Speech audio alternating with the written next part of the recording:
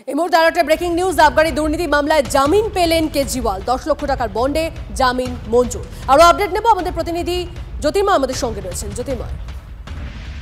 UEM Jaipur is a perfect target for prospective students aspiring for good jobs, good education with future-ready skills.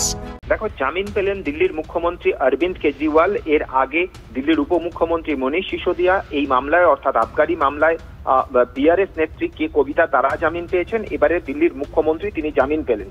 যেটা গুরুত্বপূর্ণ বিষয় তা হচ্ছে স্পষ্টভাবে জানিয়ে দেওয়া হয়েছে দীর্ঘদিন ধরে তিনি জেলে রয়েছেন এবং এখনো পর্যন্ত ট্রায়াল শুরু হয়নি এবং এই গ্রাউন্ডেই কিন্তু তাকে মুক্তি দেওয়া হয়েছে। এবং যে বিষয়গুলি এক্ষেত্রে বিচার্য হয়েছে তার গ্রেপ্তারির পদ্ধতিকে চ্যালেঞ্জ করেছিলেন দিল্লির মুখ্যমন্ত্রী, কিন্তু কোর্ট অবজারভেশনে জানিয়েছে বা অর্ডার দেওয়ার সময় জানিয়েছে যে তার গ্রেপ্তারির পদ্ধতি নিয়ে কোনো প্রশ্ন নেই, গ্রেপ্তারির পদ্ধতি সম্পূর্ণভাবে বৈধ।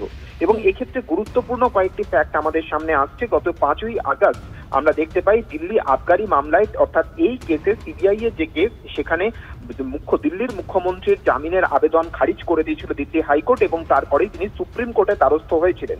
26শে জুন কেজরিওয়ালকে এই মামলায় গ্রেপ্তার করেছিল সিবিআই, অর্থাৎ যখনই তার ইডি হেফাজত শেষ হয়ে গিয়েছিল, তার জামিন পাওয়ার সম্ভাবনার জায়গা তৈরি হয়েছিল, ঠিক সেই সময় সিবিআই তাকে গ্রেপ্তার করে।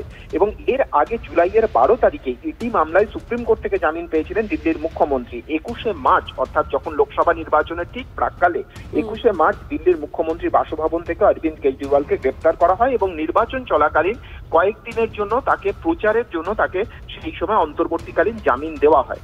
যেটা গুরুত্বপূর্ণ বিষয় তা হচ্ছে বারবার ধরে আশঙ্কা প্রকাশ করা হয় তদন্তকারী এজেন্সির তরফে যে যদি দিল্লির মুখ্যমন্ত্রী তিনি বাইরে বেরিয়ে আসেন তাহলে এভিডেন্স ট্যাম্পার হতে পারে, কিন্তু সেই সম্ভাবনা সম্পূর্ণভাবে উড়িয়ে দিয়েছে আজকে সুপ্রিম কোর্ট। বিচারপতি সূর্যকান্ত এবং উজ্জ্বল ভুঁইয়ার বেঞ্চ শর্ত সাপেক্ষে জামিন দিল দিল্লির মুখ্যমন্ত্রী। ধন্যবাদ জ্যোতির্ময়।